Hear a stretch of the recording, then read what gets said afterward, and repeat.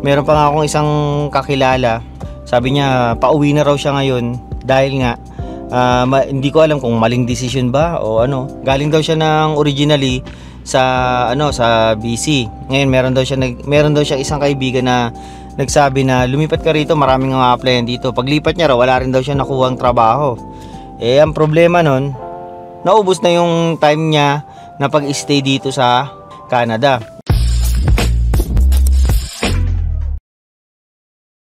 Yun! Uwi na naman!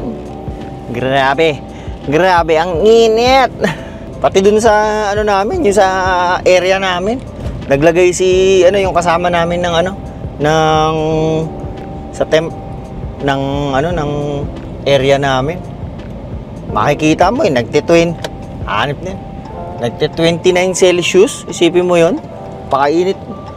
Tapos galaw ka ng galaw, dahil mong binubuhat. Minsan mamimiss mo sa production sa production area kasi ang lamig doon nasa -5 ang lamig. Sa Katlor iba-iba yung init dyan, yung sa lugar namin sa planta.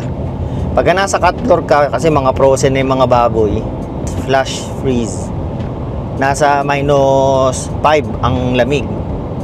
Kaya yung mga baguhan, Diyos ko po, lamig na lamig pagka kaya meron kami yung jacket na makapal, yung akala mo pang winter na jacket kasi malamig nga. Pero pag pumunta ka naman sa hillside, doon naman sobrang init. Ewan ko nga pagka anong nararamdaman nila dito nila dun sa kill floor pagka yung ganito summer. Napakainit siguro dun. Tapos amoy amoy dugo, amoy tae. Kaya kahit masakit sa kamay, mas gusto ko sa Katlor kasi akala mo dun mga doktor kami, mga puro nakaputi. Iba-iba kasi yung uniform kung nasa ang area ka. Dun sa sa lugar namin, yung sa store, pagka uminit dun, yung sinusuot na damit ko dun sa area namin, yung yung mga uniform ng mga maintenance, yung kulay blue na long sleeve. Pag pinawisan, minsan parang iba amoy kasi syempre iba-ibang tao gumagamit. Kaya lang, kaysa naman laging mapawisan yung suot mo na na damit, yun na lang sinusuot ko.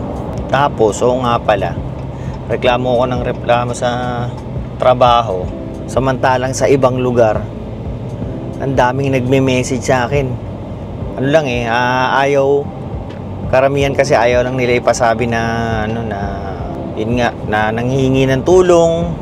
Galing sila sa iba-ibang area, yung mga nagme-message sa akin sa Facebook ko. Yun. Nagulat kayo ba yung video, no?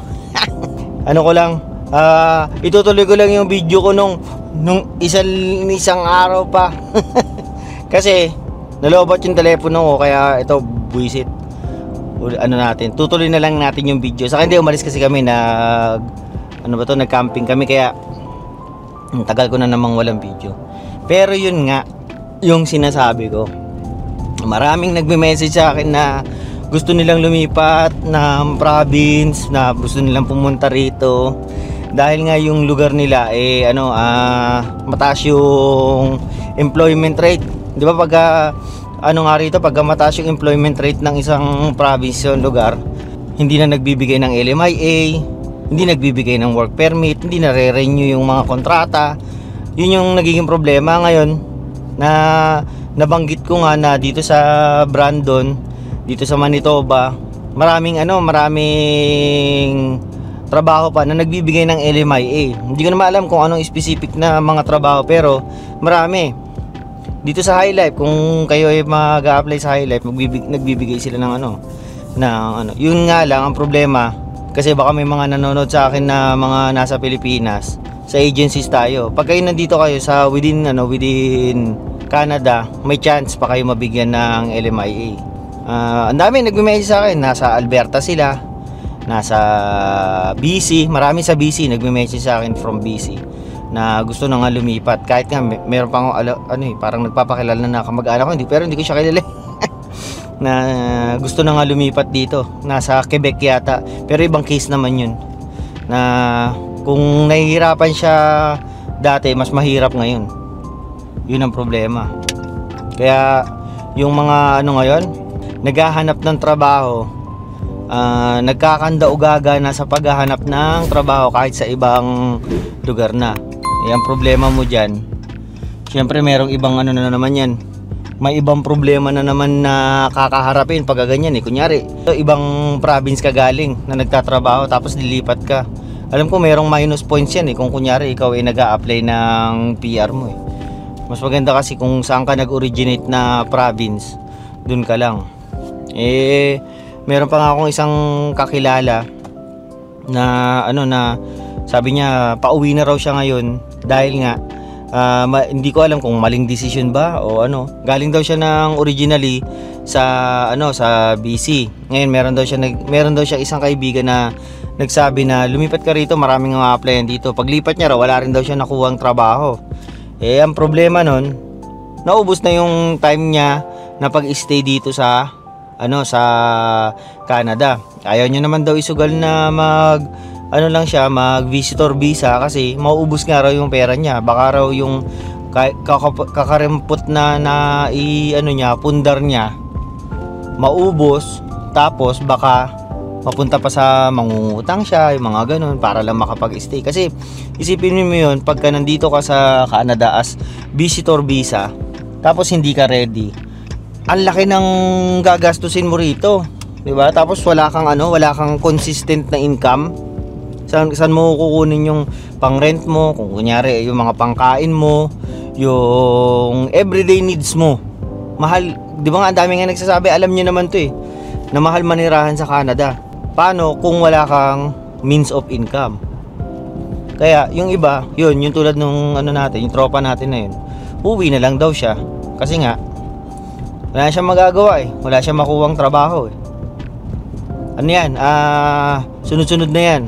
Hanggang December, di ba nga sinasabi ko 4 million ang ang mawawalan ng status this December 2025. Kaya kawawa rin yung mga kababayan natin. Hindi lang mga kababayan natin, pati yung mga ibang mga immigrants dito na ibang lahi. Lahat yan affected dahil sa paghihigpit. Pero wala tayong magagawa. Yan ang rule ni Canada di ba? Wala tayong magagawa kundi sumunod na lang. Pero meron ako nabasa na saka ko na lang yan.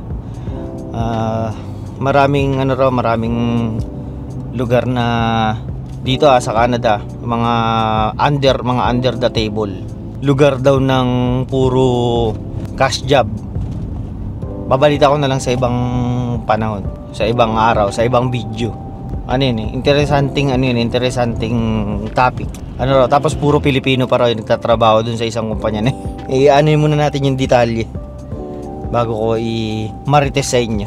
Hindi ko alam itong mga huling araw na to. Parang nararamdaman na namin yung fall kasi lumalamig na. Ganun ba? Tapos na yung summer. Nakakalungkot. Sisimula na ang dilubyo, ang kalbaryo ng buhay ng mga taga-Canada, lalo na dito sa Manitoba. Pero yun muna ang ating kwentuhan, para naman meron tayong bidyong ma-upload. Isipin mo ilang araw na akong walang upload. Paano ba ako kikita niyan? Diba? Yun lang, sige na. Like, share, subscribe yung mga alam nyo yun. Sige na, paalam.